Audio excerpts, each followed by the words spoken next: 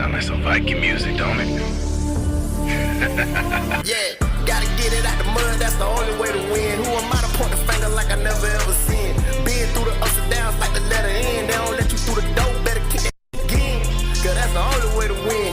That's the only way to go. Gotta get it out the mud, gotta get it out the flow. Cause that's the only way to go, let's go.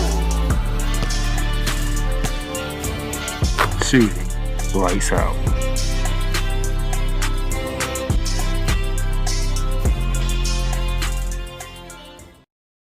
Ladies and gentlemen, how y'all doing today? Now that I got through some technical difficulties out the way, welcome to Shooting Lights Out. We in the month of July. We are in the 7th month of the year. We are starting the second half of the year, and boy, there's a lot of basketball to talk about today. Live on this good old Monday, and NBA free agency has taken off already. Taking off. A lot of news and notes. I'm gonna say that towards the end of the show because breaking news is still happening as I'm sitting here doing the show right now. You know, and then we got to recap the WNBA. The weekend was great for the WNBA. Now they did have a little scheduling problem for me when it comes to yesterday's games, but nevertheless, still had a lot of great action in the WNBA. So we got to do that. So before I get started, thank y'all for tuning in. Whether you're watching on YouTube, on our Playmakers Blog YouTube channel, if you're watching on Facebook, on the Playmakers Blog Facebook page, or our Twitter page at Playmakers on Twitter. Thank you for that. Or if you're watching on LinkedIn, on my personal page on LinkedIn, I appreciate it. If you are new, thank you for tuning in. I am Darnell, the Playmaker Silence here. I am hosting this show, as I always do. This is episode 42 of this season 2. I'm happy to do this. And audios, those of you who want to catch the replay of this on the audio part, available on Spotify, Apple Podcasts, Amazon Music, and iHeartRadio. So now that I got all the greetings and stuff out the way, we got to go around the hardwood.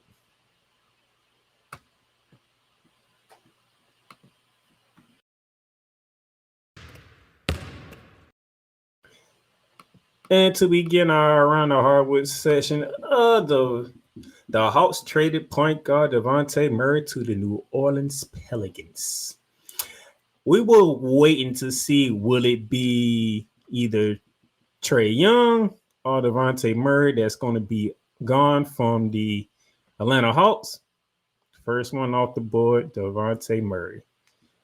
Devontae Murray was added to the New Orleans Pelicans team on Friday.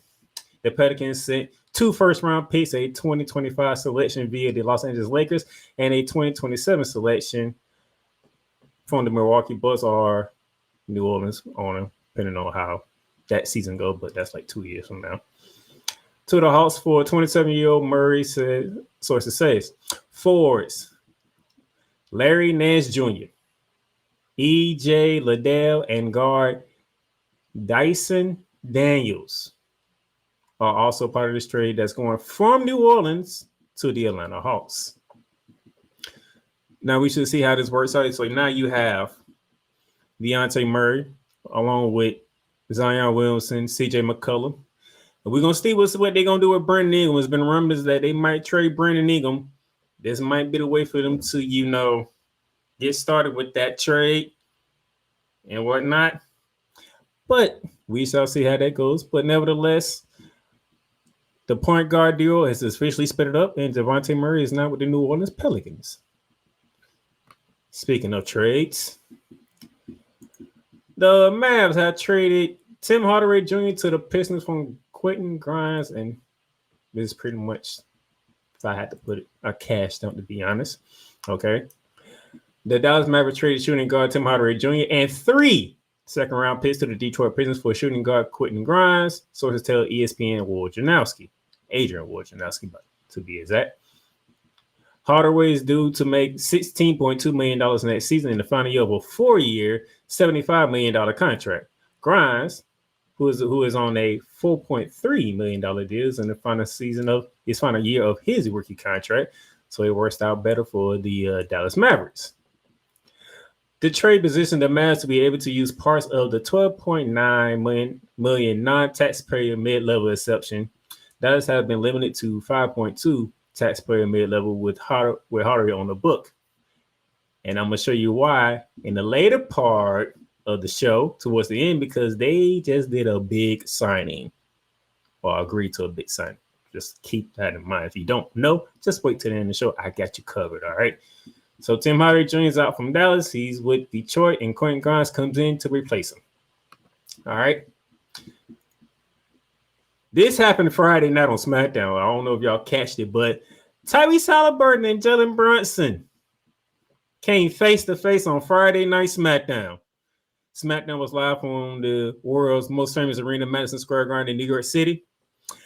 As Logan Paul brought out Tyrese Maxey for his Money in the Bank qualifying match against LA Knight and Andrade. No, not Andrade. Santos Escobar, sorry. A triple threat match for the winner gets to qualify to the Money in the Bank. That will be this Saturday coming up. And I'll be talking about that part of the show later on today when I join my co-host, Cool McCain, for Monarchs of Wrestling. 6:30 p.m. Real Play Callers YouTube channel. Just to let y'all know, 6:30 live every Monday. Nevertheless, as Logan Paul and Halliburton was making their way to the ring, lo and behold, guess who's in the crowd? New York Knicks guard Jalen Brunson. That's not the first time they faced off with that night, because as Halliburton tried to do some devious things because he's walking with the heel and Logan Paul to the ring, tried to do some devious stuff, Jalen Brunson decided to get involved and make sure no shenanigans took place, thus leading to a showdown where I would give the results of the match now. But there's no LA Knight ended up winning, qualifying for Money in the Bank, but it wasn't the end of that as Jalen Brunson comes back. Jalen Brunson was escorted from ringside, but comes back with the chair before Tyrese Halliburton was able to use some brass knuckles. So that's what you see right here. That's why you see LA Knight and Jalen Brunson on one side, Logan Paul and Tyrese Halliburton on the other side. So great to see NBA players getting involved in WWE. It's great. Jalen Brunson did take to, I believe, Instagram or X with on one of the two social media platforms to ensure the New York Knicks fans that his hand is fine. They calm down. He's good because nothing happened. No fisticuffs was thrown between the four combatants during this standoff. All right, but good to see NBA guys take interest in the WWE. Now, Olympic news. Newly drafted rookie Zach Edey withdraws from the Canada of Olympics roster. This could be interesting towards Team Canada. New Grizzlies center Zach Edey announced his decision Sunday to pull his name from consideration to play for Canada in the 2024 Paris Olympics to focus on his NBA career. Zach Edey goes on to say, quote, I have a duty now to properly prepare for all that is coming my way with being drafted by the Memphis Grizzlies. The work I put in this summer on my body and game is critical for me to be the best version of myself, close quote. So Zach Edey decides, don't worry about the Olympics this go around. Get ready for Summer League. Prepare as best as you can to prepare for your NBA career with the Memphis Grizzlies, which is not a bad thing. If you caught last week's episode, and you know I like to just pick Zach Edey along with John Moran and Triple J, Jaren Jackson Jr., Desmond Bain. That's a good fit for them. I want to see how they work in him along with Brandon Clark, who's returning from injury, and Steven Adams, who's returning from injury. So you got three centers on the squad right now. Will they keep three? We shall see. But for right now, the Memphis Grizzlies have three centers. Zach Edey would not prioritize the Olympics, which is coming up later this month. He'll prioritize Summer League and getting ready for his rookie season with the NBA. I have no issues with that whatsoever. You make your choice. You do what you got to do. Rick Brianna did the same thing last year when he got drafted number 1 overall to the San Antonio Spurs. Instead of playing in the World Cup for France, he said, I would sit this out, prepare for the summer, prepare for my rookie year in the San Antonio Spurs, and then when the Olympics come, I'll be prepared for that. So we'll see Victor Wembanyama this year in the Olympics. We will not see Zach Edey in this Olympics. So he pretty much taking the same path what Wembanyama did. Don't worry about international play. Focus on the NBA career. It's all good. All right. Then we have some interesting news come about. JD Bickerstaff for the Detroit Pistons are hired. So JD Bickerstaff leaves Cleveland and he is hired by the Detroit Pistons. This happened after the draft, this weekend. So I want to see how JD Bickerstaff does with this Detroit Pistons team that's full of Cade Cunningham, Jaden Ivory, and some new pieces that I would get into when I get into free agency. And then the big news for this part of the show, Boston Celtics ownership group plans to sell majority stakes after 2024 NBA title, team value at nearly $5 billion. This came out about an hour and a half ago. Okay. Boston Celtics majority ownership group led by White Gosbeck is planning to make the franchise available for sale. Gosbeck and partners lead a group that purchased the team back in 2002 for $360 million. Since then, the franchise, has skyrocketed, and with the latest teams to sell control shares being the Phoenix Suns, which went for $4 billion. We all know that by Matt Ishbia. In February of 2023, the Milwaukee Bucks with Jimmy and Dean Haslam paying $3.5 billion. 7 weeks later, you had the Dallas Mavericks go to sell. Mark Cuban sold his share of the Dallas Mavericks for $3.5 billion back in December. So this is an interesting move, but it's been happening quite often as lately. And it's coming off the heels of winning the championship. So he's maximizing everything that he has done thus far to accomplish the goal of selling majority shares of the team without having any further problems, especially with the team that's on top of the NBA world right now, but you cannot be mad at that. No, you should be, because that's what he's doing, and I can't be mad at that. It's a great thing to watch, great thing to look at, and it's a great thing to enjoy. So the majority owner is preparing to sell the team, and he's looking to sell it towards the end of the year or the early part of 2025. That will do it for Around the Hardwood.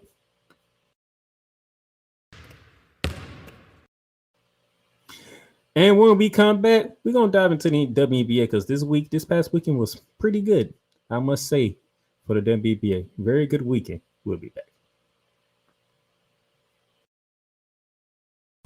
The largest egg producer finds bird flu in chickens at a Texas plant. Weather. Devastating tornadoes rip through the heart of the United States. Inspiration. A breast cancer survivor completed the journey of chemotherapy and now begins a future one of matrimony or sports. Michael Jordan is shown on a photo with Diddy. LeBron James has a video extolling the virtues of a Diddy party.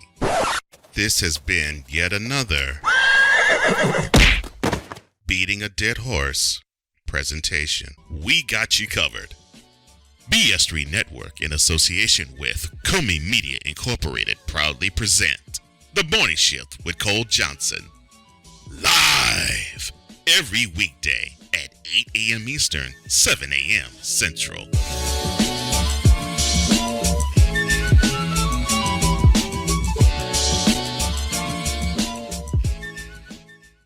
Welcome, ladies and gentlemen, to another edition of Into the Net FC.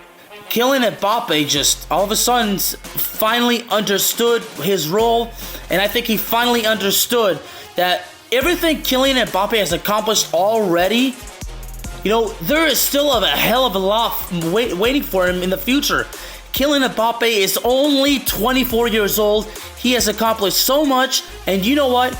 Kylian Mbappe has not even reached his prime. Finally seeing, the Marcus Rashford we have been hoping for such a long time, But, this game, after everything Manchester United has been, doing lately, this was actually the ultimate test, to see if Manchester United, honestly was all of a sudden for real. I explained this. The United States, maybe they have to suffer this loss as a lesson to learn to prepare for the future.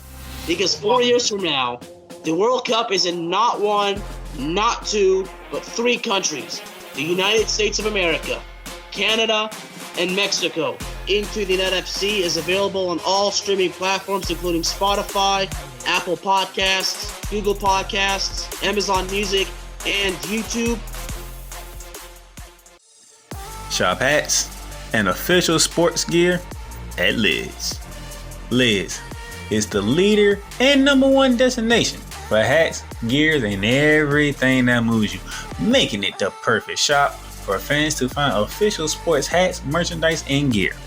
Represent your team, your town, and your style with a snapback adjustable fitted hat or beanie from thousands of college and pro teams.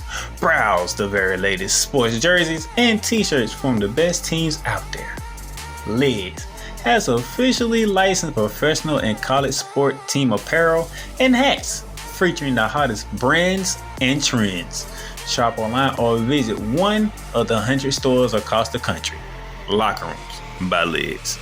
Hey, Eagles fan.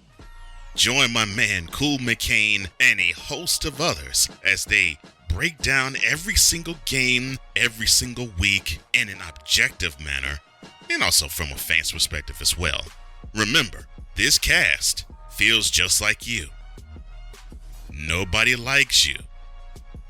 And you don't care. Fly, Eagles, fly. Eagles Elite Podcast. Every Wednesday at 8:30 p.m. Eastern on YouTube and other podcast outlets.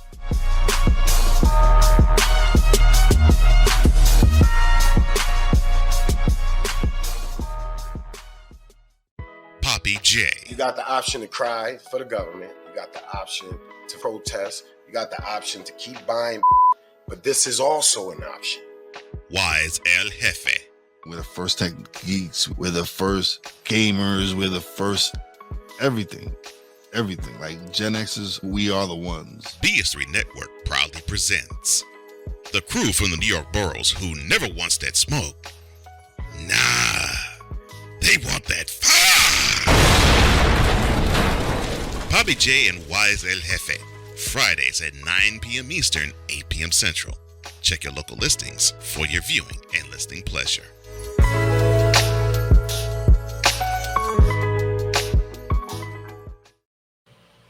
All right, ladies and gentlemen, welcome back to Shooting Lights Out. Shout out to my good buddy Cole Johnson with the morning shift. Done a good job today this morning, and follow him for Get You Ready news, sports, weather, anything happening in the country, like hurricane season's coming up. Those of you who live in Florida, we already know this.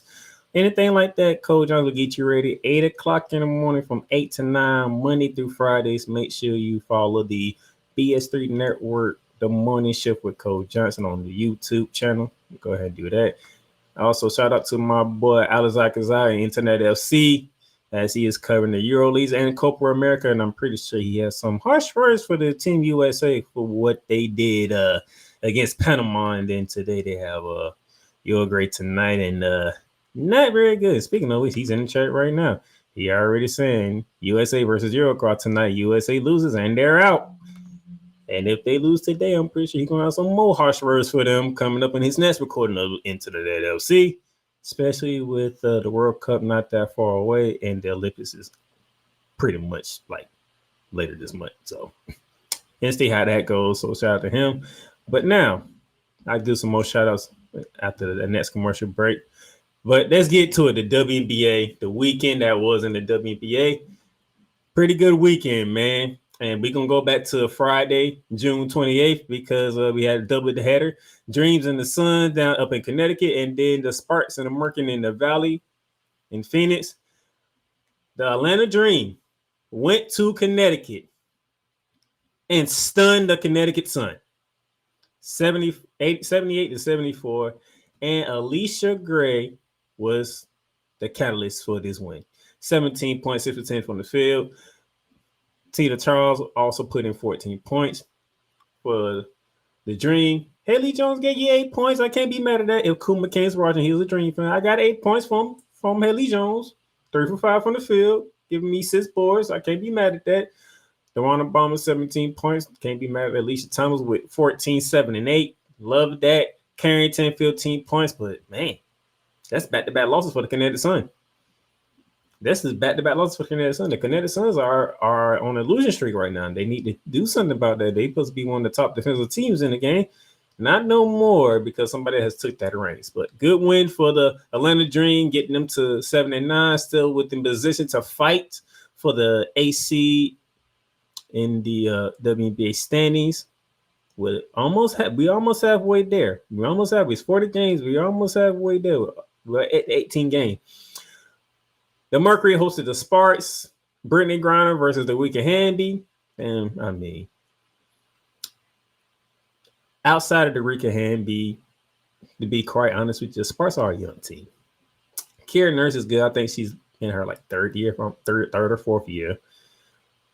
You have Ryan Howard, who you drafted with your second first round pick after you drafted Cameron Brent, who suffered a torn ACL. Unfortunately, we still hope for a full recovery for Cameron Brent. Not only her rookie season ended short, but her dream of playing or representing Team USA in Paris came to an end as well. But you know, it's a young team. Kurt Miller has his hands full with a young team. It's going to take time. It might not be this year, as they are 4-14. But hey, it is what it is. The Rika Hanby, 29.7 boards. She doing what she can. McDonough gave you 12. Wikita gave you 14. Not bad. 6 for 10 from the field. I like that she's shooting better. Kia Nurse struggled. 3 for 8 from the field, but did get 9 points. And then Kalia Copper, 24 points. Diana Taurasi, 20 points. Brittany Griner, 18 and 11. Natasha Cloud, 14 and 7 dimes. I mean, that's a better team. That's all there is to it. But that was Friday. Let's go to Saturday. Saturday, we had a doubleheader as well. The reigning, defending, back-to-back champion of Azle in the capital take on the Washington Mystics, and we had the Storm host the Wings, and we already knew what was going to happen. When you see the Las Vegas Aces playing the Washington Mystics, you know what was going to happen. You had no doubt that the Aces was not going to handle business, which they did. They moved to 10-6. They started to get on the winning streak. They started to get their run, man. They held the Mystics to 8 points in the fourth quarter. Do you see that? Do you look at the fourth quarter? 21-8. That is stifling lockdown defense in the fourth quarter, okay? 8 points in the fourth quarter? Wow. In your own building, by the way. You're the home team. You can only score 8 points in the fourth quarter. That means the Champs was on something. The Champs came into the second half because if you look at it, Mystics jumped out early. They had an 8-point lead after the first quarter. They took a 6-point lead at halftime. And then the Aces turned it around, made it a 1-point game going to the fourth quarter, and they just locked them down. Just locked them down in the fourth quarter. Man, that's defense play. All right. AJ Wilson, only 11 points, 11 boards, and 5 assists. Not her best game, part of her worst game of the season, and they won by 11, which is saying something. This is AJ Wilson's worst game of the season, and they won by 11. Chelsea Gray back in the starting lineup. She was coming off the bench for the first 3-4 games when she came back from her ankle injury. She's back in the starting lineup, 22 points for the point guard in the WNBA. Just letting you know. And then Jackie Young continued to put the ball in the bucket better than anybody else, better than any guard right now. 26 points. Oh my goodness. Look, 8 for 12, 3 for 6 from 3-point range. Jackie Young is starting to become a problem again. This is what happened last year. When she started becoming a problem last year, you looked at the Aces like, y'all not beating them. Doesn't like y'all not beating them. And then Chelsea Gray became and started doing stupid passes. And it's like, you got a point guard who can pass the ball ridiculously. You have 2 elite scorers at the guard position in Jackie Young and Kelsey Plum. And then you have AJ Wilson, who is the best player in the WNBA. How do you beat them? Well, they didn't have Chelsea Gray for most of this time. Out of the 60 games, Chelsea Gray missed about 12 of them, and they kind of struggled. Chelsea Gray is back. They're 10-6. Still in prime position to make some things happen when it comes to top seeds in the WNBA. So everybody in the WNBA, look out. The back-to-back champions are coming. All right. Now, before I move on, shout out to Dawso with 23 points, trying to do what she can. Eric Atkins with 13. Haynes Allen with 14, but it's just wasn't enough, and you just going to get the champ. That's all it is to it. But they'll bounce back, you know. They starting to find their way. And then we get to the Wings and the Storm. Last time these two played, that was the epic highest scoring game last year when Enrique Gomorrale went for 41. and the gold mama Drew Lloyd went for 39 and a Storm win. The Storm won again in a more blowout fashion, and Enrique gave you 24 if you're a Wings fan. You got 15 from McClown, and you got 14 from Natasha Howard. Nevertheless, when you look at the other side, the Seattle Storm had all 5 starters in double figures. Enike Agumake, 16 points with 6 boards. Matt DeBon, Easy Latterbaum with 13 points. Skylar Diggins-Smith gave you 11 with 5 dimes. Holston, who's been inserted into the starter lineup recently, with the double-double of 12 points with 11 boards from the guard position, and the gold mamba herself, Jewel Lord, with 35 and 5. Good Lord, have mercy. You thought what she did in Indiana was something. She came back against the Wings and dropped another 30 piece. She gave Indiana 34. I believe that was Thursday, I believe. It was Thursday. I believe it was Thursday. Thursday or Wednesday when Caitlin Clark and Indiana people came up there. She gave them 34, and then and like I said, that was the quietest 15 points I ever heard from Caitlin Clark, to be honest. It didn't matter because Drew Love was on one. And then she comes back on Saturday and drops 30 on the Dallas Wings. Good, man. Look here. The Dallas Wings, it's been rough for y'all. It's been a rough go. I understand. You don't have Sabalo, and, it's going to be a rough second half for y'all to try to make a run, but we'll see how to go when she returns back and gets integrated with the team again. But the Seattle Storm, 12-6, they are in prime position to make some noise in the playoffs. Just letting you know. I'm just letting you know. And then we get to Sunday. Sunday, we had a triple header. Started off at 1 p.m. on ESPN with the Dreams at the New York Liberty. And then we had the Minnesota Lynx against the Chicago Sky. And then the Indiana Fever in the desert to take on the Phoenix Mercury. First off, to begin the day on yesterday, New York Liberty handled business against the Atlanta Dream, 81-75. I was nervous because Atlanta Dream came out, punched us in the mouth in the first quarter. As you can see, 24-13. And we cut it down to 5 to go into halftime. I was a little nervous. I'm like, Atlanta's playing some ball right now. I'm not sure what we're going to do. We need to do something in the second half. And we turned up the defense in the second half, outscoring them 45-34, winning by 6 points. So I'm good. We had to make some changes. We did, I'm happy that we got the 16-3 on the season. Best record in the league right now. Alicia Gray, 24 points with 5 boards. I mean, she was on one. She was 16-12 with a double-double. But my girls, Stewie came up big for me. 22 points, 12 boards. I needed Stewie. I needed Stewie to show up. She did. I got 18 for Banaja Laney Hamilton. I needed those. Sabrina struggled. 3 for 17 from the field, 2 for 11 from three-point range. You gave me 10, but that's not Sabrina Nescu that I know. Sabrina Nescu does not go 3 for 17 from the field and shoot 2 for 11. That's not the Sabrina that I know. You had a bad game. I'm not going to harp on you too long. This is back-to-back games where John Crowell Jones is not being involved in the offense. You only had 5 shots in 30 minutes. I don't need John Crowell Jones to only have 5 shots as he's playing 30 minutes. I'm happy we got the dub. I'm going to be honest with you. I'm happy we got the dub, but if I'm being completely honest, I need John Crowell to be more involved in the offense. When JJ's more involved in the offense, it's hard to beat the New York Liberty, okay? It's just hard. Now, John Quell, maybe low off on the threes for a while. That's all. Maybe take away from the threes, get inside, dominate inside. Because who in the WNBA is going to stop you? You already went up against Ezra Reese one time, and you put Angel Reese on the platter. You went against Angel Wilson. Both of y'all had monster games. We came out on top. Okay? For some reason, the only team that's giving you problems is Minnesota. We 0-2 against Minnesota, and in both games you struggled. The first game we had against Minnesota, you was in foul trouble. The second game we had Minnesota, even though it don't count towards the standing, because if we did, we'll be 16-4 instead of 16-3. In the Commissioner's Cup game, they just couldn't find you in the offense for whatever reason. So, Coach Brondella, I love you, but we need to get JJ involved more. We got to get JJ involved more, okay? I'm happy we 16-3.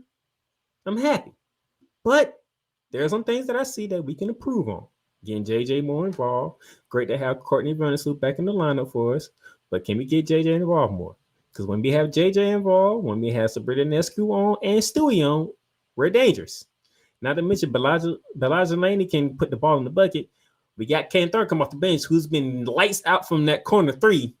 We can bring home the first ever championship in Liberty history here. We have an opportunity, but we can't do it. We don't have JJ involved in the offense. That's all I'm saying. All right. Now, that was the opening game. The other two games took place at the same time. The first one was the Minnesota Lynx and the Chicago Sky. This game was on the alternate ESPN channel, what they call ESPN 3. Okay. So those of you who didn't see this game, that was probably why, because you had to have some type of streaming service to get that game, which I feel like there was a missed opportunity from the WNBA because you had Angel Reese and Navisha Collier playing at the same time as Caitlin Clark and Diana Taurasi.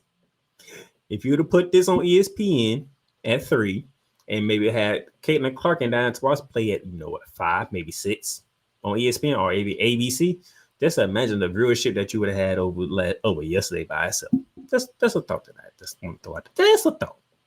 Nevertheless, the Chicago Sky, if I'm being completely honest, they control this game. They pretty much control this game. All right. This is a rarity for me, as I have been an on and off fan of the WNBA. Always been a fan of Liberty. Okay, it's the only team I ever loved was the New York Liberty. I always been a fan of the Liberty. I always go back to the days of Teresa Witherspoon, who is the head coach of the Chicago Sky, Becky Hammond, who's the head coach of the Las Vegas Aces, along with probably the GOAT of the New York Liberty, Rebecca Lobo. But the Sky controlled this game. You jumped out with an 8-point lead, 24-16. And, the Lynx fought back, cut it to 5. But y'all didn't allow the Lynx to score 20 points in any quarter. The Lynx scored 16, 18, 18, and 18. And they was able to win the game because in the fourth quarter, like we talked about earlier with the Aces and the Mystics, the Lynx did to the Sky in the fourth quarter. And in Wintrust Arena in Chicago, by the way, 18-5 in the fourth quarter. You got outscored by 13 points in the fourth quarter, and you lost by 8. You had a 5-point lead going into the fourth quarter, and the Lynx shut you down. The Commissioner's Cup winner turned on the defense in the fourth quarter, and the Chicago Sky couldn't do nothing about it. They have no answer for what the Lynx was doing to them defensively. Okay. Coach Cheryl Reese, who is the women's national coach, going to Paris. Just to let y'all know, if you don't know who the women coach is, Cheryl Reese, who is the head coach of the 14-4 Minnesota Lynx, showed you why defense matters. In the fourth quarter, they only allowed the Chicago Sky to score 5 points. 5. And about 2 to 3 of them came from the free throw line, by the way. Just to throw that out there. All right. Now, let me give you the box scores, okay? The Fisher Collier probably had her worst scoring game. Worst scoring game, not worst game, okay? Not her worst game, her worst scoring game, because she only scored 13 points, but she gave you 11 boards with 6 dimes, all right? The scoring wasn't happening because she was only 5 for 13, but she found other ways to impact the game with rebounding and assisting, okay? Alicia Smith, 11 points with 7 boards. I love it. Aaliyah Smith. Kelly McBride with 16 points, 5 boards, and 5 downs. I love it. That's how you win games, okay? Angel Reese, 10 and 16. I'll get to Angel Reese even more in a bit. Lindsay Allen, 13 points. Thought was something. Because when Lindsay Allen scored, I thought Chicago was going to win this game. I thought Minnesota was going to drop their second straight game after they lost to the Atlanta Dream earlier in the week after beating my Liberty in the Commissioner's Cup game. McBride gave you 11. You got 15 from Carter, and it wasn't enough. It just wasn't enough for some reason. And that's a loss that's going to hurt the Chicago Sky. Maybe they can bounce back from it. They can bounce back. But that's a loss that's going to hurt because you control most of the game. You was in the lead after the first quarter. You was in the lead after the second quarter. You was in the lead after the third quarter. And then you got shut down 18-5 in the fourth quarter to lose the game.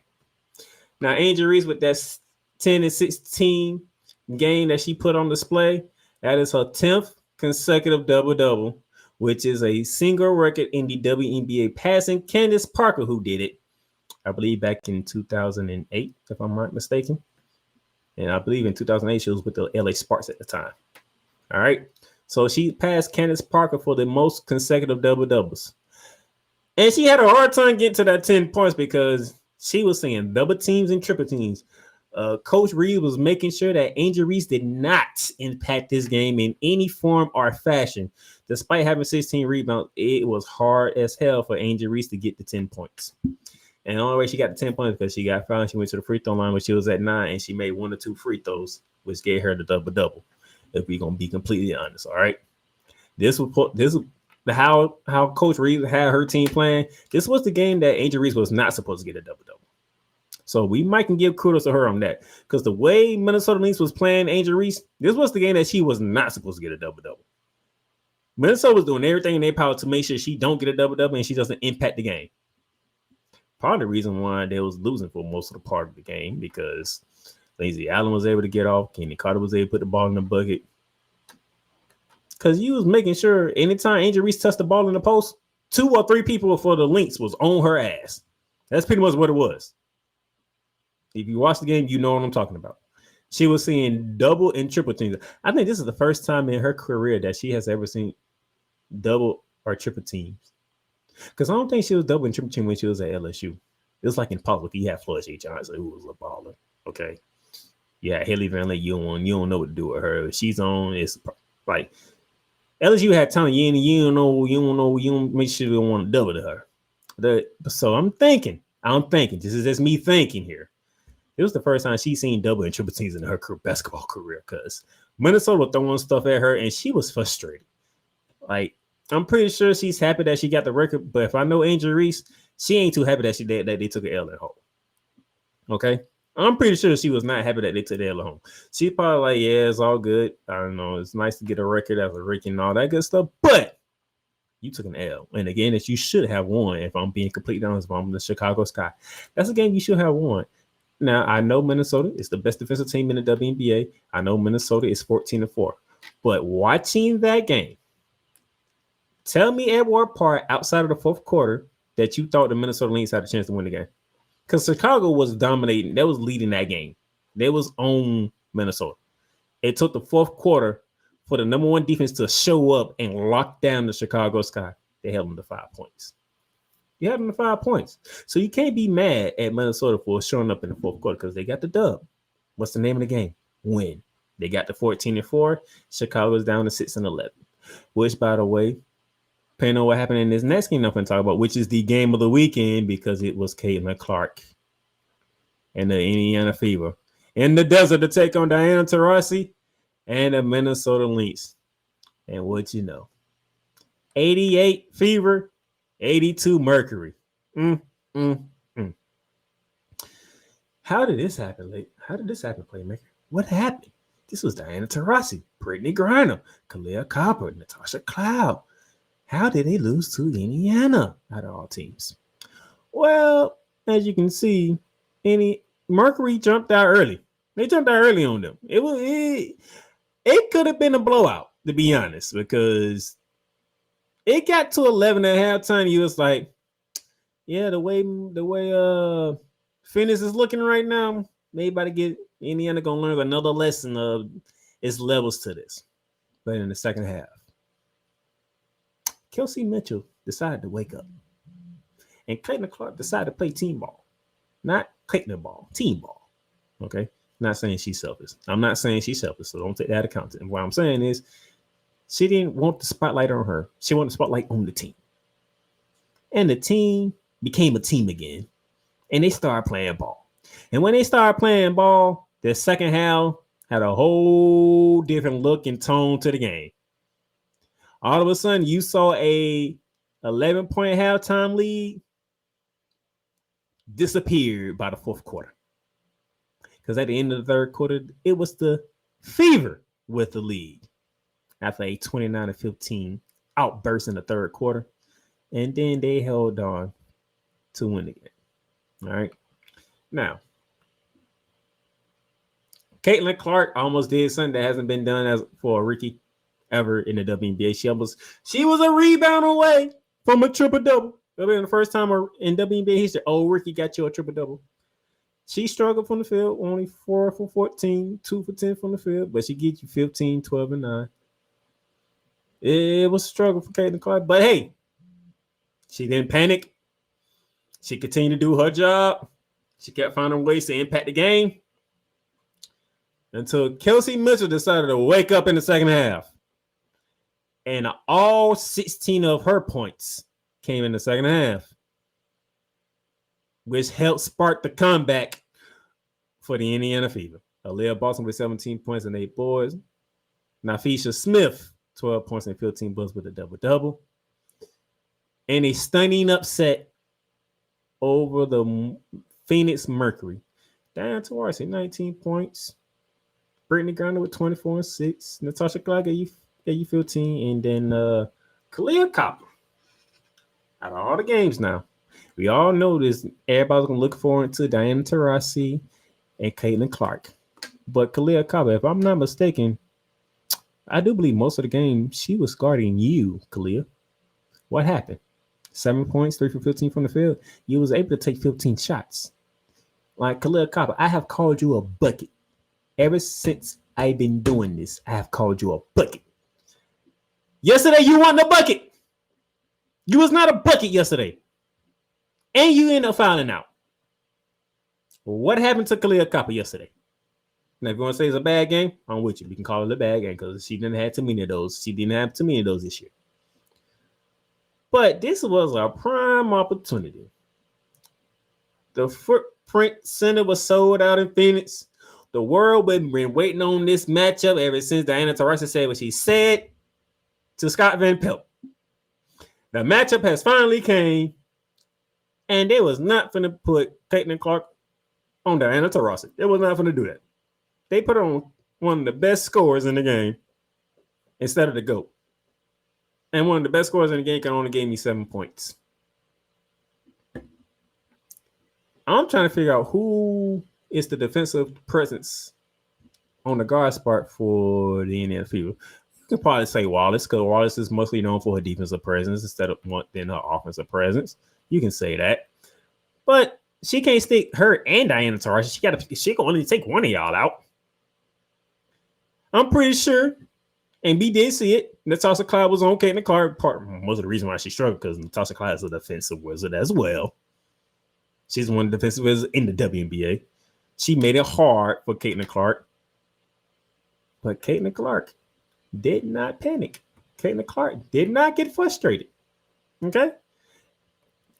And when I say frustrated, I mean she didn't get to the point where the rest of her game went downhill.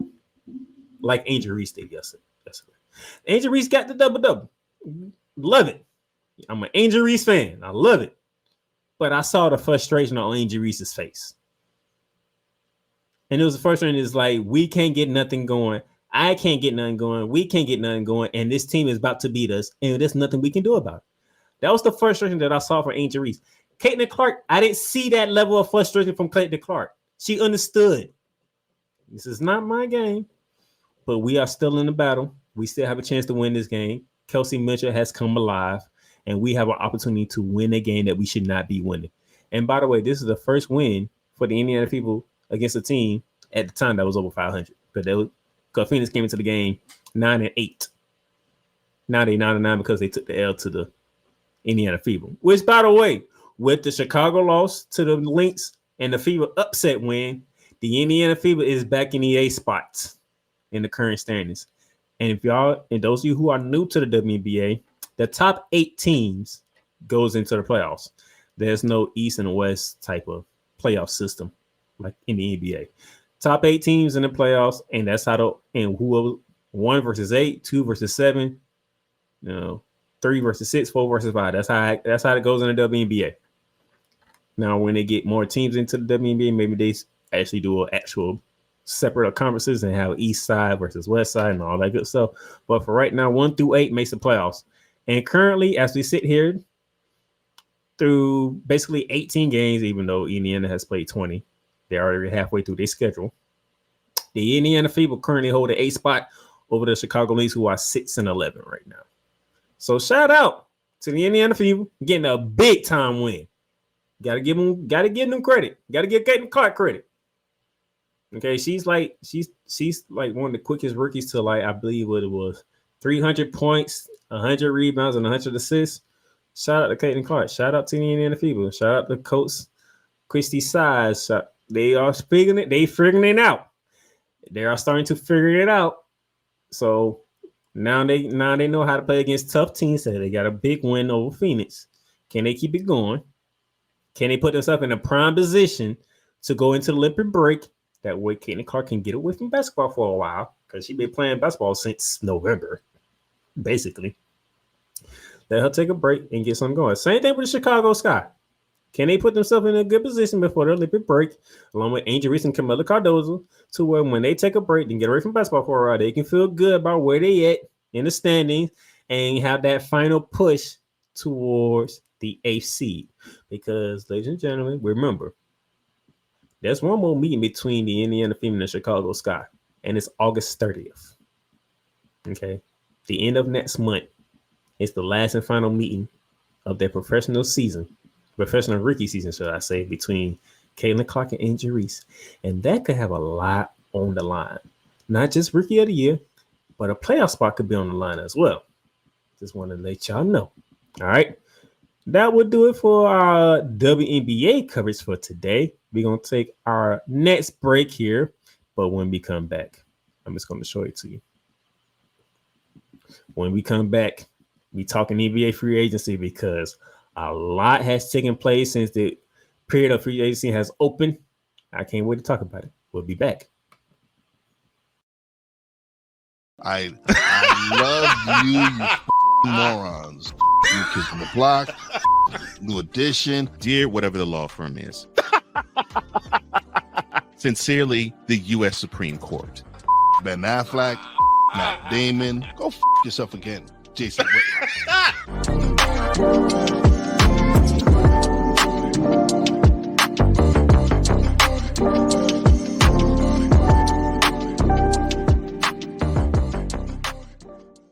Join Ryan McCarthy. I became a Jets fan because Kurt the Frog was my favorite Muppet because he was green, and the Jets wore green. That's how I became a Jets fan. And Dustin Henry. ESPN is cashing all in on let's pay a few personalities and we'll just kind of fill in the gaps. As they walk you through all of the world of sports from their perspective. The Albany Empire, it's a literal circus. No credentials required. Where, Ryan, say the tag. Where you don't need a press pass to talk sports. Every Monday at 8 p.m. Eastern, 7 p.m. Central. On YouTube and where you can find all podcasts. WWE Shop is your online source for all things WWE. Be a part of the site, man, and score wrestling gear for big events like WrestleMania or SummerSlam. From current superstars to legends, from Raw to SmackDown to NXT. Don't miss this chance to shop for the most awesome WWE merch.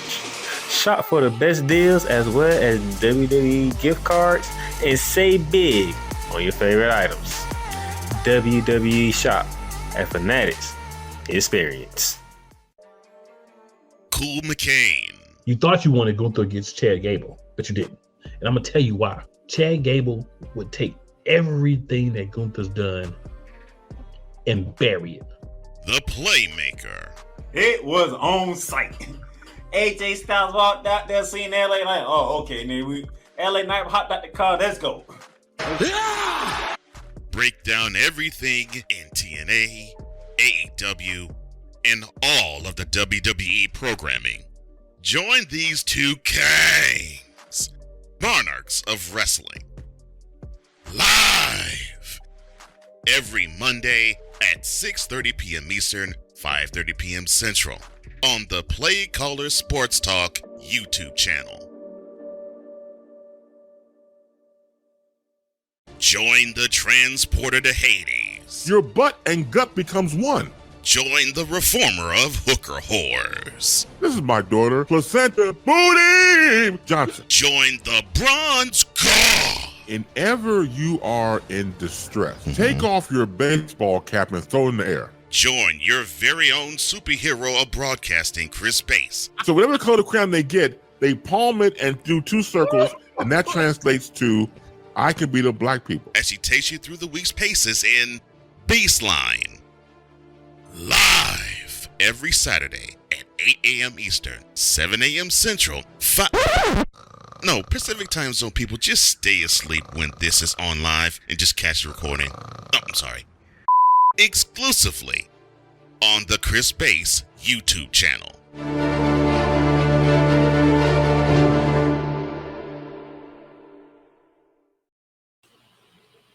All right, ladies and gentlemen, welcome back. I just got some breaking news from the WNBA. Tomorrow at 9 p.m., I believe it's on ESPN or ESPN2. Let me make sure I got what I need. Yep, tomorrow night, July 2nd at 9 p.m. on ESPN. It will be the reveal of the WNBA All-Stars. So those of you who don't know, this year since it's Olympic year, it will be Team USA versus Team WNBA. And the Team WNBA will be all the All-Stars that will be revealed here. Now, just to let you know, Asia Wilson, who's most likely got the most votes to be an All-Star, is on Team USA. So that's a spot that's open. Nafisha Collier also most likely going to be an All-Star, but she's on Team USA. Brianna Stewart most likely going to get an All-Star selection, but she's on Team USA. That's 3 spots right there. We'll see about Brittany Griner, Alicia Thomas, and all that other stuff. But I'm looking forward to, because with all these spots that are open, right, we are going to see. I'm booking it right now. We are going to see Angel Reese, Caitlin Clark representing Team WNBA. Who else is probably going to be on that team? I can see Derica Hamby on that team for Team WNBA. Oh, Arika Gamarwala damn sure better be on that team. I don't give a damn what nobody say. The second leading scorer in the WNBA better be an All-Star, damn it. Well, you snubbed her from the Olympic team, damn it. She better be on the other side going against Team USA. I want to see that. So Arika Gamarwala, Derica Hamby, Angel Reese, Caitlin Clark, okay, on that squad. I'm looking forward to this. So tomorrow night, 9 p.m. ESPN, the All-Star will be revealed. So we will know who is Team WNBA going against Team USA on July 20th at the Footprint Center down in Phoenix, Arizona. This will get you up on that. All right. Now, let's get into it, man. Let's get into it. So I told you before the break, it's time to talk NBA free agency, because as it works, ladies and gentlemen, let's remind y'all, those who don't know, this is a period where teams and players can talk, negotiate, and come up with a verbal contract agreement. Okay? The reason why I say verbal, because these contracts do not become official until July 6th. Okay?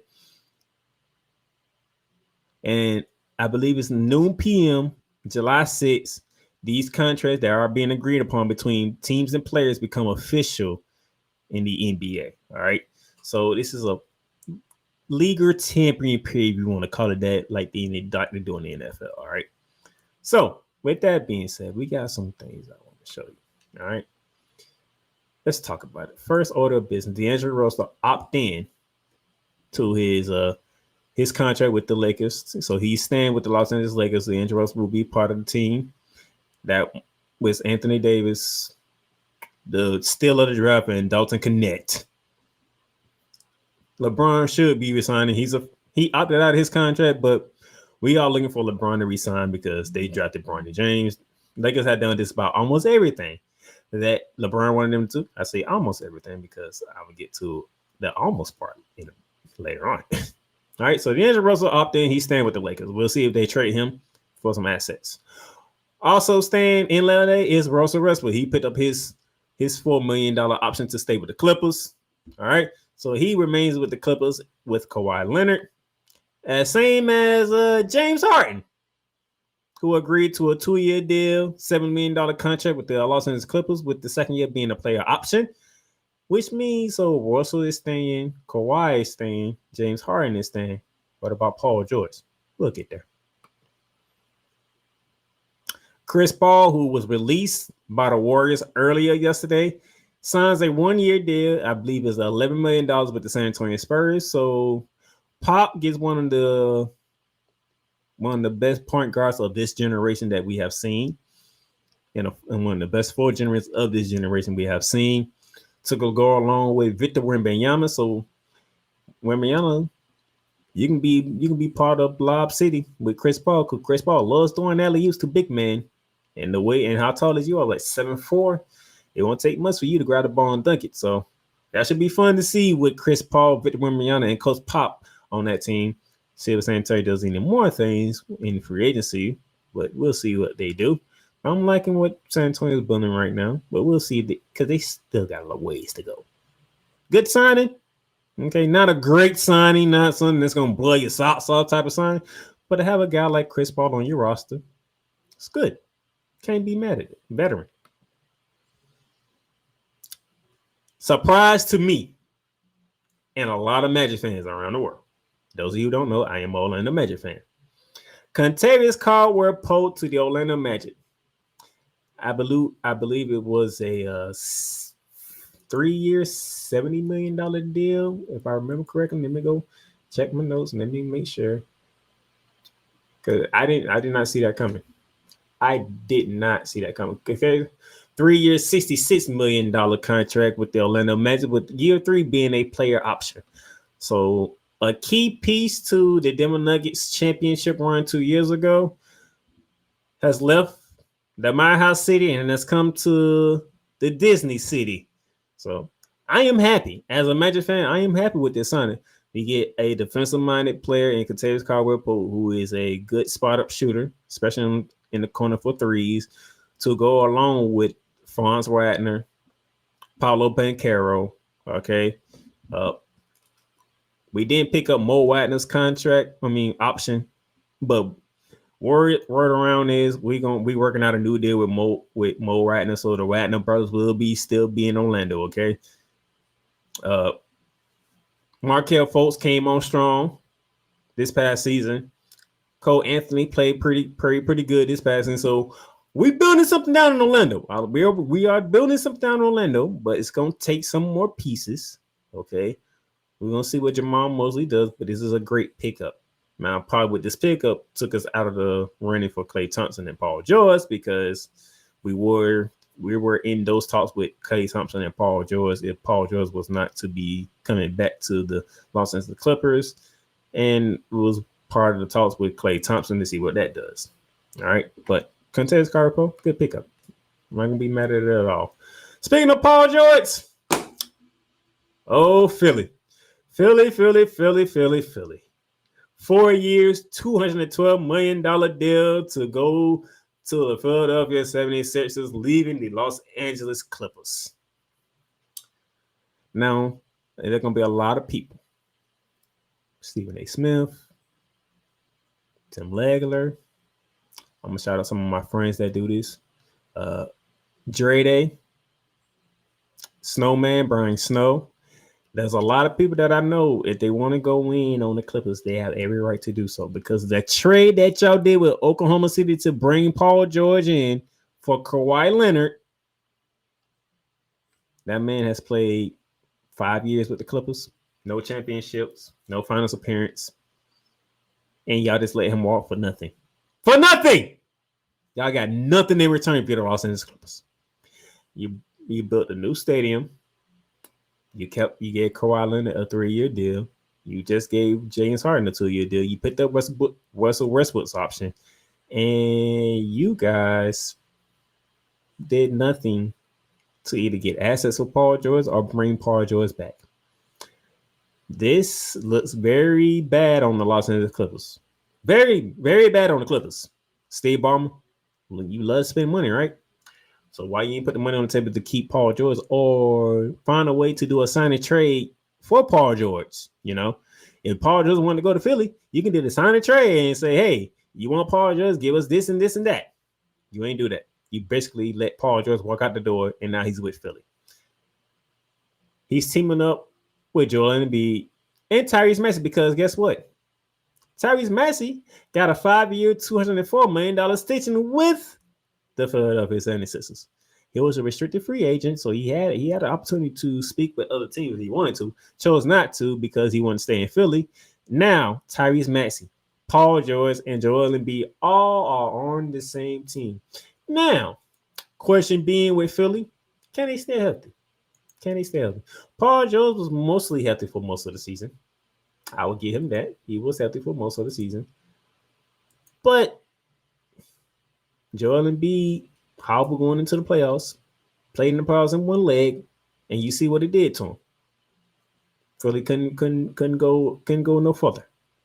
So if Joel Embiid, Paul George can stay healthy, Tyrese Maxey continues to excel and continue to grow what he is as a guard, mainly the point guard of the team. I do believe they still got Kyle Lowry. Okay. If they can continue to build some pieces around Philly and these three gentlemen right here, Philly might have a chance to finally win the Larry O'Brien Trophy. But right now, if I had to put a price on it, I still like Boston at number 1. I think I'll put the Knicks at number 2. I'll put Philly at 3. Just an inch above Milwaukee. Yeah, we're going to see what Milwaukee does. If Milwaukee does anything, that can be easily flipped to putting the 76ers at the 4th spot. But for right now, I give them top 3. Will they finish top 3 next season? We shall see. That's a whole different story. But Philly's done some stuff. Darren Moore has done some things to ensure that we get some pieces around Joel Embiid and Tyrese Maxey.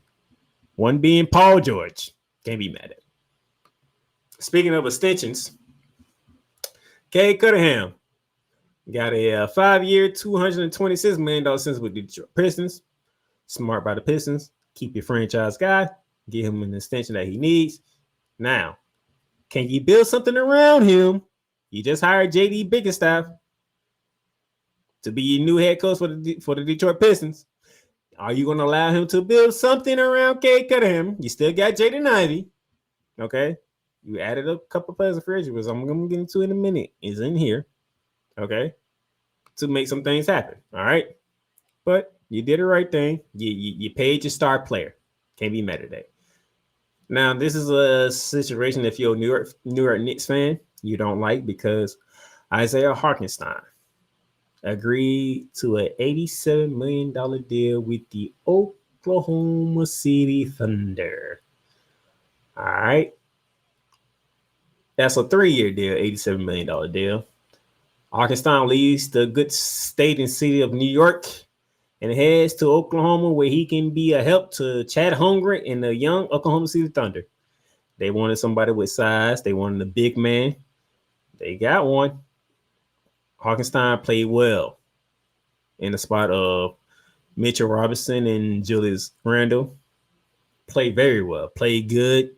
Was an energy guy for the New York Knicks.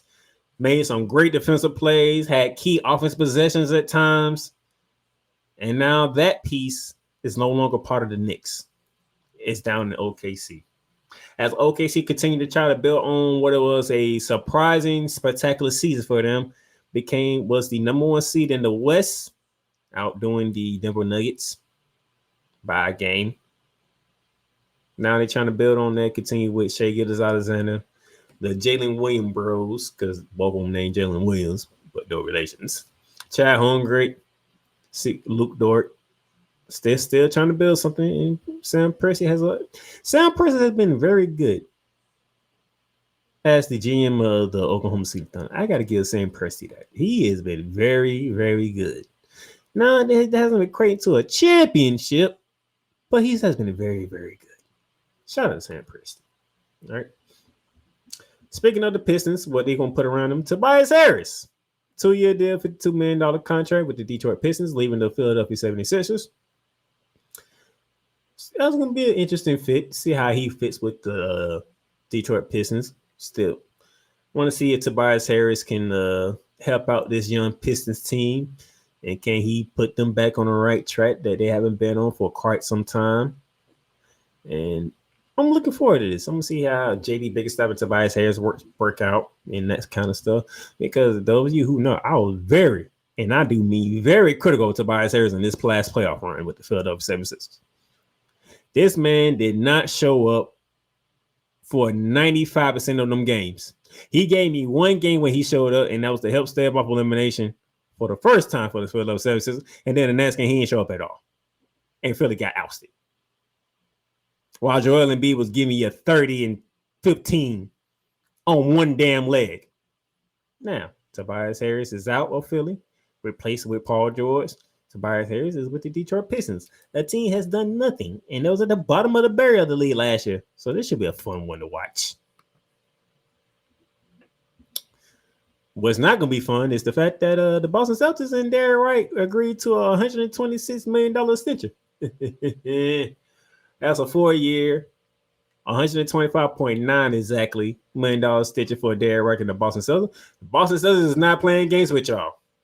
Derrick White, you come back. Drew Holiday already got a new contract with the Celtics. Jaylen Brown, Ben got his extension. They can't wait to show what Jason Tatum finna make somewhere in around $315 for Jason Tatum that's coming down the pipe very soon. Sometime, I'm expecting that signing to happen sometime this month. Let's go ahead and get out the way. All right. I hope it's already say he coming back. The Boston Celtics ain't resting on one championship. They want another one. And they going to do what they need to do to make sure Brad Stevens, the executive of the year, hell of a job. Hell of a job, Brad Stevens. Hell of a job. You ain't making no false moves. You making sure the team that you got stays together because that team was on point. Kristaps Porzingis is already going to get his surgery out the way. He's going to miss probably the first month or two of the season, and he's going to come back ready to rock and roll with the Boston Celtics to defend that 18 banner that they just won. So if you are anybody in the East, including my Magics, but if you are the New York Knicks, the Philadelphia 76ers, to a lesser degree, the Cleveland Cavaliers and the Milwaukee Bucks, you're not happy that Boston is bringing everybody back, basically. You're not happy about that. But guess what? Deal with it and beat them. That's all you got to do. Deal with it and beat them. And then finally, the big news of the day. Klay Thompson to join the Dallas Mavericks on a 3-year, $50 million deal. Wow. This news broke about 30 minutes before I came live on air. And when I saw this, I said, oh, man, I have got to talk about this. So the Splash Brother dynasty is over in Golden State. Klay Thompson is no longer a part of the Golden State Warriors. What a hell of a run it was. I believe 4 championships together. They was together from the start of it until now. Moments that we would not forget from Klay Thompson. One game, he dropped 37, 36 points in a quarter. In one quarter, that man dropped like 36 points in a quarter. Nobody will ever forget that. Nobody's not going to forget Game 6 Klay doing this dynasty run with the Golden State. Anytime a Game 6 came up, Klay Thompson was the one who basically showed out. And it was like, well, damn. If you was down and Golden State needed one more win and it came to a Game 6, Klay Thompson put you out. If you was up 3 games to whatever, if you was up 3 games to 2 and you just needed one win, that one win to put out the Golden State Warriors, Klay Thompson said, hell no, I'm not going home. And did so. So the Splash Brothers is no more. And it's an unfortunate situation. But this is a business, and sometimes all good things must come to an end. It's just that plain and simple. All good things must come to an end. Sometimes we don't want to come to the end the way like this one has done. But I think most of us seen the writing on the wall. I do believe we can honestly say most of us seen the writing on the wall when it came to Klay Thompson and the Golden State Warriors. You would love to have kept Klay Thompson with Steph Curry because them two together, it was something special to watch. Klay goes off, Steph goes off, and it's like, well, how you going to beat the Golden State Warriors? There's no way to beat them because both the Splash Brothers were going in. To where injuries have derailed the Golden State Warriors,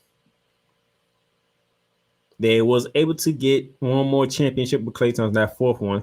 Which to me is like the most important one out of the four that they got, because that was after Klay Thompson came back from a ACL and an Achilles injury. He had an ACL in 2019 against the Toronto Raptors. That's when Kawhi Leonard led the Toronto Raptors to their first ever championship. During the offseason, Klay suffered an Achilles injury, which took him out that whole season with him not even stepping foot on the court. Klay came back, struggled. He was just coming back from 2 injuries. Then that following season, they knocked out the Boston Celtics to win the NBA championship for the 4th time as a team, the 4th time. And I think that was the most memorable one for me, because I knew as soon as Klay Thompson came back, Golden State was Golden State again. And then you couldn't move the goalposts on Steph Curry anymore because he was Finals MVP after winning his 4th title. So, but that's it. All good things must come to an end. Now we have Kyrie Irving, Luka Doncic, along with Klay Thompson down in Dallas. That should be interesting to see. I want to see how Jason Kidd utilized Klay Thompson. Is Klay Thompson going to be a starter? He should be. Who's coming off the bench? Because I'm looking forward to this one. I want to see what other moves Dallas made to help bolster, because they probably can use some more inside presence in the inside to help out if they want to get over the top. Because if you want to think about it, when you didn't have no inside presence, Boston took advantage of you. And then they stars and Jason Tatum and Jaylen Brown said, all right, it's time to put y'all to bed. That's what they did. So I'm looking forward to that. All right. That's all I'm looking forward to. Some other free agency news that I want to tell you about. Patrick Willis, the restricted free agent of the Chicago Bulls, is returning to the Chicago Bulls on a 5-year, $90 million deal with a player option in the 5th year. So Patrick Williams staying with the Chicago Bulls. Speaking of staying with their team, Obi Toppin also was a restricted free agent, agreed to return to the Indiana Pacers on a 4-year, $60 million deal. Max Christie of the Los Angeles Lakers is returning to the Lakers on a 4-year, $32 million deal with a player option. All right. Kevin Love, who opted out of his contract, signed a 2-year is agreeing to a 2-year contract to return to the Miami Heat. Andre Drummond, speaking of Philadelphia, is leaving the good state of Chicago and is going to Philadelphia on a 2-year, $10 million deal. Eric Gordon also is joining the Philadelphia 76ers. I think it's going to be a 1-year deal. The details of the contract has not been announced, but I do believe it might be maybe a 2-year deal. All right. Jonas Valanciunas is leaving the New Orleans Pelicans, and he's taking his talents to the capital to join the Washington Wizards on a 3-year, $30 million deal. You know, we talked about earlier with the loss of Contavious Caldwell-Pope for the Denver Nuggets. Well, they lose Mason Plumlee, the backup to Nikola Jokic, to the Phoenix Suns on a 1-year deal. So much needed size for the Phoenix Suns, which is good. Going back to the Philadelphia 76ers, they are bringing back Kelly Oubre Jr. on a 2-year, $16.3 million deal. So they are building something over in Philly. They are trying to. We'll see how it works out. Speaking of trying to build something, the Clippers, they took that loss to Paul George, but Derrick Jones Jr. is leaving the Dallas Mavericks and going to the Los Angeles Clippers on a 3-year, $30 million deal. Speaking with the Clippers, they also are agreeing to bring in Nick Batum to come back to the City of Angels with the Clippers again for another run with the Clippers on a 2-year, $9.6 million deal after he had his stint with the Philadelphia 76ers. And you can keep up with all the news and notes with this on our website, the Playmakers Ball website, where we be keeping track of all the free agency news that's coming up. So the big dominoes has already dropped. James Harden staying with the Clippers. Paul George is going to Philly. Klay Thompson is leaving Golden State to go to Dallas. Now LeBron James is needed to make up his mind on how long he want to stay with the Los Angeles Lakers, because we don't believe he's going nowhere. They drafted his son Bronny to the Lakers, so we pretty much know he's going to be a Laker. But he's probably not happy that Klay Thompson has left Golden State and left the state of California to go to Dallas. Also, DeMar DeRozan is out there. I don't know if a lot of people have paid attention. But DeMar Rosen is out there. Could he be leaving Chicago and going somewhere else? We shall see on that one. So DeMar Rosen is out there. All right. And like I said, if you want to continue to follow what's going on, if you don't have an opportunity to see what Ward's is throwing out there, or Sean Sharami of the Athletics is throwing out there, you can go ahead and go to the Playmakers Ball website. We'll have every single free agency moves that have been made on our website. So go ahead and do that. So we're going to take one final break. And then when we come back, I'm going to get you ready for the week ahead since we're in the month of July. Welcome, ladies and gentlemen, to another edition of Cowboys Talk. The Dallas Cowboys got exactly what they deserved. Let me say that one more time, because you know it's true. The Dallas Cowboys got exactly what they deserved. Dak Prescott is overrated and he shouldn't be paid, okay? And the same thing with Pollard. I mean, Pollard breaking the tackles at that 57-yard touchdown run. I mean, we needed that big time. 33 points in the fourth quarter. Let me say that again. 33 points in the fourth quarter. And that's off of 4 turnovers committed by the Colts. See, at one point, and the fact that at the end of the third quarter, it was 21-19, and the final score was 54-19. Now that, ladies and gentlemen, that is completely unexpected. Cowboys Talk is available on all streaming platforms, including Spotify, Apple Podcasts, Google Podcasts, Amazon Music, and YouTube. Oh, yes. The tradition, the pageantry, the spectacle, the history, the slut. Wait. I gotta rep my brother's stuff right. All my DMV soldiers, stand up! And welcome to the Commander's Gridiron Report. You want your commanders to be repped right? Well, D. Willie is your man. Commander's Gridiron Report. Every Monday at 3:05 p.m. Eastern, 2:05 p.m. Central. Exclusively on the Sertoba Media YouTube channel. Music by J. Cool. Where my soldiers, right side, commanders. Where my soldiers, left side. Sports fans are gearing up, whether it be for the madness of March, whether it be for the Super Bowl, or even a little thing called WrestleMania. You can get all that at Fanatics, where they have a wide selection of gear from every league, including the NFL, the NBA, the MLB, the NHL, the NCAA, and the WWE.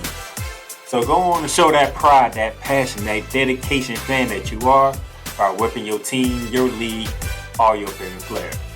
Fanatics, official license, everything. In a world where chronicles of the past are brought to the streams, whether the content is relatable or completely beyond your realm of life, there is no shadow of a doubt that this show is absolutely full of shenanigans. Get ready for D. Willie in the evening. This Sunday at 10:05 p.m. Eastern. Exclusively on Sertoba Media, where the struggle is real to be awesome.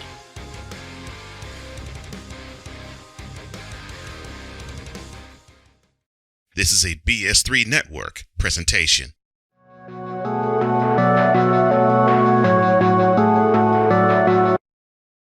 I want to do a TED Talk, but I don't have anything to talk about yet. I'm getting there. Life is for the living. We're not here that long. You can learn anything you want to learn without any money spent. What do I really enjoy? What do I really want out of life? I am your host, WIZE. Are you in a life holding pattern? Well, this is for you. Welcome to the Stuck in My Mind podcast. Live every Monday, Tuesday, and Wednesday at 4 p.m. Central.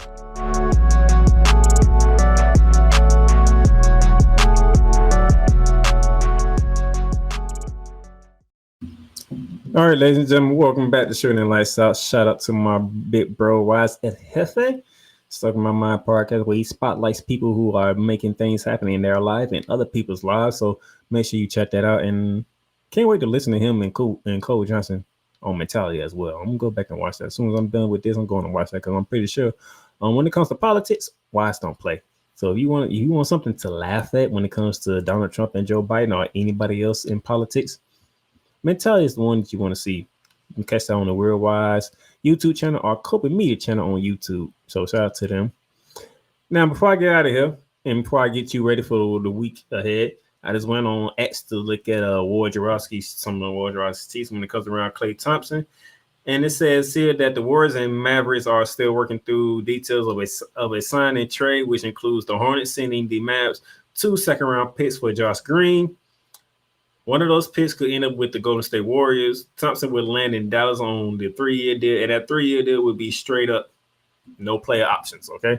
Just want to get that in there real quick. Make sure you get all the correct information that you need when you listen to me when it comes to shooting lights. So now let's get you ready for the weekend. Starting tonight, ladies and gentlemen, we have 2 games on the docket, both at 10 p.m. First game is the Kinetic Suns down in Nevada to take on the Phoenix Mercury. Both teams coming off L's. So which team wants to bounce back? That's the question. And then on NBA TV at 10 p.m., the Dallas Wings, they are in Seattle to take on the Seattle Storm. That is tonight. Tomorrow we have a quadruple of games starting at 7 p.m. where the Minnesota Lynx and the New York Liberty get together for round 3. Technically, you can say 2 because this game counts and the first game count. The Commissioner's Cup game didn't count. But for me, I'm saying round 3. New York, we are 0-2 against Minnesota. We went to their house and got blown out. They came to the USB arena because the Barclays Center was used for the NBA draft last week. And they came back and beat us. This is round 3, ladies. We cannot go 0-3 against the Minnesota Lynx, all right? We are trying to win a WNBA championship. We cannot go 0-3 against the Minnesota Lynx. Hey, my brother Wise Help. Hey, what's up, bro? As soon as I'm done with this, I'm going to watch mentality because I know you're gonna make me laugh about what happened with that debate last week. Just to let you know, I'm going back to watch that as soon as I'm done with here before I do Monsters of Wrestling. So that's at 7 p.m. Also at 7 p.m. on CBS Sports Network, the Chicago Sky, they are in the ATL to take on the Atlanta Dream. How would Angel Reese and company bounce back from that heartbreaking loss to the Minnesota Lynx over the weekend? And the Atlanta Dream, who are end up fighting for the AFC along with the Chicago Sky. So this is a very important game for both the Sky and the Dream. So this is going to be a big one down in the ATL. So those of you staying in the ATL, y'all be tuned in for this one because it's going to be a good one. And plus, Kuma Kane is an Atlanta Dream fan, so I'm pretty sure he's going to be locked in and loaded tomorrow night at 7 p.m. as well. 9:30 tomorrow night, ESPN. Caitlin Clark. Do battle with the defending champs. Indiana in Vegas to take on the Aces. They got a big win in Phoenix, but now you got the champs. And the champs are starting to roll. And I do believe this probably going to be the first meeting with Caitlin Clark and Chelsea Gray. So that game there, I don't know. I want to see if Caitlin Clark is ready for this one. So you already met Kelsey Plum and Jackie Young already. You haven't met Chelsea Gray yet. And that woman there, they call her point guard for a reason. So we going to see what Caitlin Clark and Chelsea Gray do to each other. That's going to be a fun one to watch tomorrow at 9:30. And then at 10 p.m., ESPN 3, the Washington Mystics take on the LA Sparks, 2 teams that are struggling, mainly because of injuries and young talent. So that's going to be a fun one to see who can be the first team to get the 5 wins is pretty much the question of that game. That's tomorrow. Wednesday, 1 game to Wednesday. Phoenix Mercury on a back-to-back taking on the Dallas Wings. See what they do. See how they handle it. Dallas Wings struggling. It is what it is, but they are the favorites according to ESPN. Dallas is favorite to win that game. I don't know why, but I think I do like Phoenix in this game. Unless Enrique Morales has one of them type of games when she goes for 40. But, I mean, the Phoenix Mercury, they have 2 people that can offset that, and Diana Taurasi and Kalia Copper. So, and then you can throw in Brittany Griner. So, I like Phoenix chances in this one. And then Thursday, Independence Day, 8 p.m. Prime Video. What a game this is going to be to open it up. The Kinetic Suns in the Twin City to take on the Minnesota Lynx. Now, Those of you who are wondering why this game is going to be so great, not only because they both teams are 14-4 right now, as we sit here on Monday, but going into the season, the Kinetic Sun was the best defensive team in the WNBA going into the season. The best defensive team as of right now is the Minnesota Lynx. So the defensive performance is on display between the Sun and the Lynx. Thursday's going to be fun to watch, man. Which defensive team will have enough offense to win? It's basically the question. DeWanna Bama, Alicia Thomas, Brianna Jones against Nafisha Collier, Kelly McBride. If Kelly McBride shooting from three, I don't know if the Sky can win. Well, if the Sun can win. If Kelly McBride's on Thursday night, I like the Leafs' chances. I know I'm going to get the Fisher Collier and the DeWanna Bama or Alicia Thomas, they're going to cancel each other out. That's what's going to happen. So can the others for the Minnesota Lynx, can they step up? Kelly McBride. That's the main person I'm looking at. But Carlton, she can ball too. Bridget Carlton, she can do some things too. Courtney Williams can do something. Courtney Williams and Delanja Carrington, that's an interesting guard matchup right there. Both of them like to play defense. And both of them know how to put the ball in the bucket when it's time. So that's going to be an interesting matchup in the guard battle. And then 10 p.m. after Lynx and Sun do battle up in the Twin City, we head to Vegas where the back-to-back defending champions host the Washington Mystics. And yeah, good luck on that one, Washington. I'm just going to say that. Now, some things I want y'all to be aware of that's coming down the pipe in the coming weeks, days or weeks, whichever one it may be. First off, there will be a special episode. I don't have a date as of now, but it'll be a special episode surrounding this new basketball documentary that was released called The Spoils, Selling the Future of American Basketball. And I will have an interview with the director of it, Mike Nicole. I can't wait for this one. When I get a date, I will let y'all know, most likely through our social media platforms. So make sure you follow us on Facebook, X, Instagram, because I will let you know a date when it's happening. And then I'll let you know if it's going to be live or it's going to be pre-recorded, because I'm looking forward to this interview. I seen the documentary. It's a very good documentary, just to be honest with you. I'm going to go back and watch it again while I still got time to watch it. At some point this week, I'm going to watch it again. Make sure I'm fully prepared for this one. But I'm looking forward to this interview, and I can't wait to have it. But I'll let you know more details on it when we have the agreements and set of what day and what time we're going to do it. Also, next week, ladies and gentlemen, the men's United States basketball team start preparing for Paris. Next Wednesday, July 10th at 10:30, the USA men's basketball team will play against Connecticut out in Vegas as they prepare for the 2024 Paris Olympics. I, on next Friday, will let you know how I feel about Team USA in their first showcase game against Canada, who has a nice squad, even though they don't have Zach Edey on that team anymore. But looking forward to that game, looking forward to that. And I'll be sending out some more Olympic news in the coming days and weeks leading up to Paris Olympics. So just know I won't be doing this alone. I have grabbed two people in Cole Johnson and the Queen of Who's Megan Price to join me. But as we get closer to the Olympics, you'll start to see and hear more about what's going to take place, what we're going to cover and stuff like that. So there's some things for y'all to keep up with, and let you know I'm keeping it up with all of it. If it's basketball, I'm keeping up with it. All right. So, and in the meantime, we'll fit some 3-and-3 basketball in there too as we go through the Olympics as well. But outside of that, that's all I got for you on this beautiful Monday. We are in the 7th month of the year. So hope you sign off this month on the right note. It's the second half of the year. So if the first half wasn't so good, make sure the second half is good. If the first half was good, make sure the second half is even better than what you have. So with that being said, thank y'all for watching. We'll be watching on Facebook, X, LinkedIn, or YouTube. Really appreciate it. If you're watching on Facebook, X, or LinkedIn, go to the Playmakers Blog YouTube channel. Subscribe to that. That way you are notified every time we post something on our YouTube channel. And if you're watching on certain platforms like Facebook and X, subscribe, follow us on those platforms. So anytime we post anything on those platforms, You are notified and you know what's being covered and what news you need to know. Outside of that, that's all I got. Thank y'all for tuning in. Appreciate it, the love and whatnot. Those of you who want to listen to this again through audio only, Spotify, Apple Podcasts, Amazon Music, iHeartRadio, and whatever else you find your podcasts at, it should be there available for you.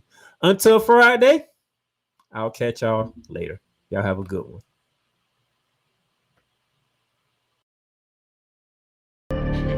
You've done great, but you can't stop here. You can't stop now. You gotta keep going. Through all your trials and your tribulations, you gotta keep pushing. Now, finish your canvas. Yeah, gotta get it out the mud, that's the only way to win. Who am I to point the finger like I never ever seen? Been through the ups and downs like the letter N. They don't let you through the door, better kick that again. Cause that's the only way to win. That's the only way to go. Gotta get it out the mud. Gotta get it out the flow. Cause that's the only way to go. Let's go. Thank you for tuning in to today's episode. If you want to follow the podcast, you can follow it on all streaming platforms, including Apple Podcasts, Google Podcasts, Spotify, Stitcher, and a whole lot more. This has been Shooting Lights Out.